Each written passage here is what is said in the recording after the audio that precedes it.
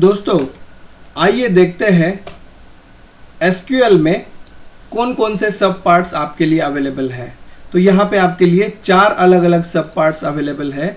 ये जो एसक्यूएल है स्ट्रक्चर्ड क्वेरी लैंग्वेज, उसमें सबसे पहले वाला है डीडीएल, मतलब डेटा डेफिनेशन लैंग्वेज।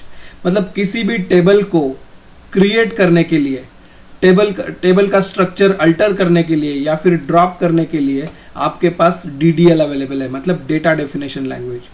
कोई भी डीबीएमएस सिस्टम आप ले लो, आरडीबीएमएस सिस्टम आप ले लो, उसमें डीडीएल स्टेटमेंट्स अवेलेबल रहते ही है।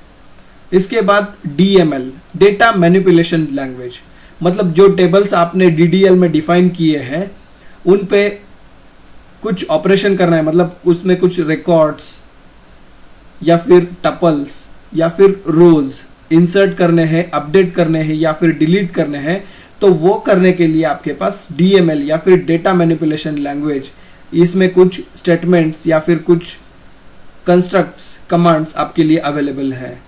उसके बाद आते हैं टीसीएल। डीडीएल डीएमएल के बाद जो थर्ड वाला है वो है टीसीएल, ट्रांजैक्शन कंट्रोल लैंग्वेज। जब आप किसी पर्टिकुलर प्रोग्राम पे या फिर किसी पर्टिकुलर डेटाबेस पे ऑपरेट करते हो, तब आपको वो जो आपने इंसर्ट अपडेट डिलीट स्टेटमेंट्स दिए थे उनको अगर आपको रोल बैक करना है, मतलब कैंसिल करना है, वो जो इंसर्ट किया था आपने उस पर्टिकुलर इंसर्ट स्टेटमेंट को आपको कैंसिल करना है, तो आपके पास रोल बैक है।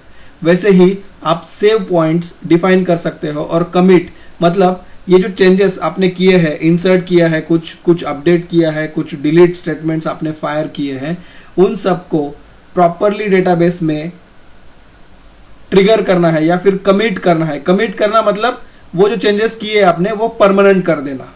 और वो अगर आपको कमिट नहीं करना है तो कमिट का रिवर्स क्या होता है? Roll back.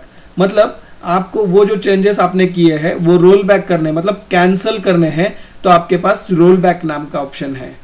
तो ऐसे अलग अलग स्टेटमेंट्स आपके पास जो अवेलेबल है उनका स्टडी करना है, तो आपके लिए टीसीएल, इस पर्टिकुलर एसक्यूएल जो सब पार्ट है, इसमें आपके लिए वो transaction control language related statements available है।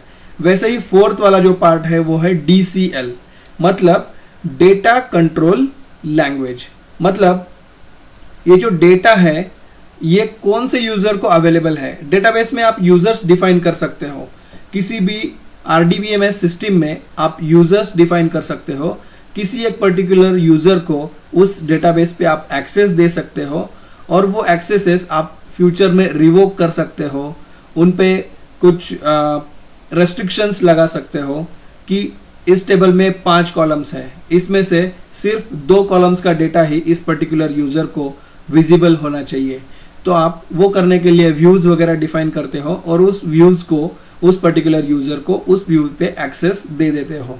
तो इस तरह से डेटा कंट्रोल लैंग्वेज में आपके पास यूजर ऑथराइजेशन वगैरह करने के लिए कुछ स्टेटमेंट्स अवेलेबल है। इस तरह से ये 4 अलग अलग सब पार्ट्स को मिला के अपना एसक्यूएल बनता है। मतलब स्ट्रक्चर्ड क्वेरी लैंग्वेज अपना ये अलग अलग 4 पार्ट्स का मिलके बनता है, डीडीएल, डीएमएल, टीसीएल और डीसीएल। इस तरह से आप आइए अब हम आगे, यहां से आगे इन टॉपिक्स में डीडीएल, डीएमएल, टीसीएल और डीसीएल इनका स्टडी करेंगे। धन्यवाद।